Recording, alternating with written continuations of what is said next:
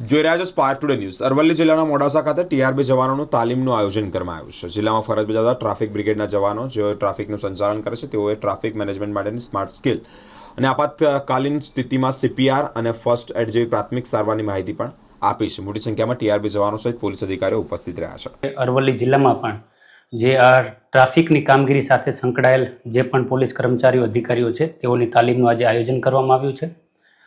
તાલીમમાં મુખ્યત્વે જે કાયદાકીય જે પાસા છે તથા જે સ્માર્ટલી ટ્રાફિક કેવી રીતે મેનેજ કરવું એની મેનેજમેન્ટ સ્કિલ છે અને કંઈ પણ નાની ઘટના બને તો ફર્સ્ટ એડથી લઈને સીપીઆરની તાલીમ કેવી રીતે આપવી એ બધું આનું આયોજન થયું છે।